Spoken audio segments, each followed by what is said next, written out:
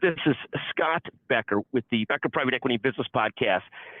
Today's discussion, February 18th, it's 15 stories that we're following this morning.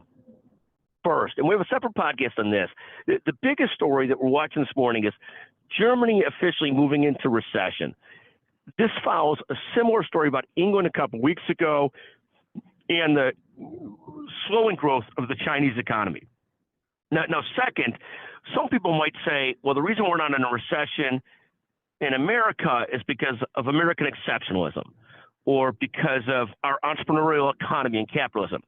We would say that that's all, to coin it in a nice word, that's balderdash. That's wrong. That's BS. That's just aligning with stats. The real reason we're not in a recession, and this is our second point today, is we're running a deficit of $2 trillion a year, which equals about 3 to 4% growth on a $28 trillion economy, if not more. And so if you can't say out of recession while you're inflating it through artificial deficits, then you can never say out of recession. But at some point, you have to pay the piper, and that catches up.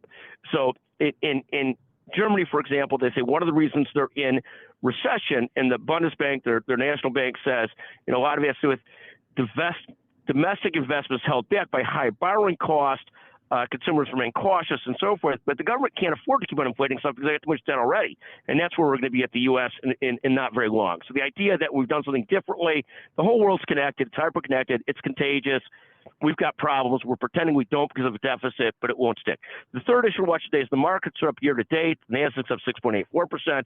The S&P's up 5.5% or so.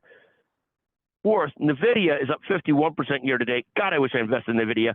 It's now passed Alphabet, Google, as well as Amazon as the third and fourth most valuable companies in the United States.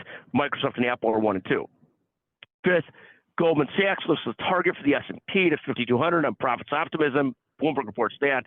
Sixth, Apple is down 5.31% year to date. Seventh, Tesla is down 19.5% year to date.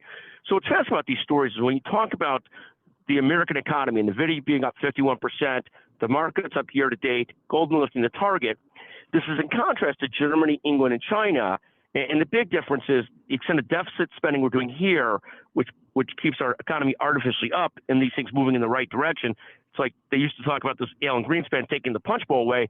The new punch bowl is deficit spending. It used to be low interest rates. Now it's deficit spending. Eighth, Roku dropped 24% Friday. Of course, I have no idea how to really use Roku. Every time I get sick of the cable bill, I think about it, but can't really quite figure out how to use it.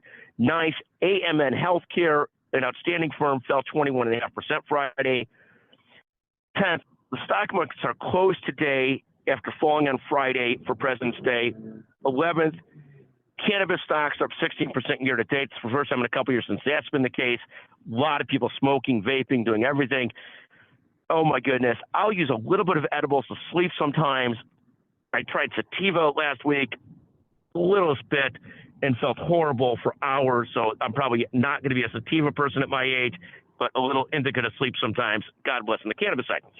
12th, Bitcoin is up 20.64% year to date. 13th, and I find this interesting, the older generation is going bonkers for Ozempic.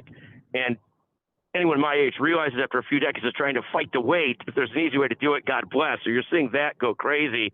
And then 14th, a related story, and we bet you didn't know this, China has more obese people than anywhere else in the world. That's on a per capita basis, but there's 200 million people that are obese in China, another 400 million that are overweight. I mean, that's and they are increasingly turning to the weight loss drugs to solve that problem. That's fascinating as well. 15th, finally, listen to healthcare business updates at the Becker's Healthcare Podcast. Listen to business updates at the Becker Private Equity and Business Podcast. Thank you to our producers, Grace Keller, Chanel Bunger, fantastic work from Executive Podcast Solutions. And thank you to our listeners at the Becker Private Equity Business Podcast. Thank you very much.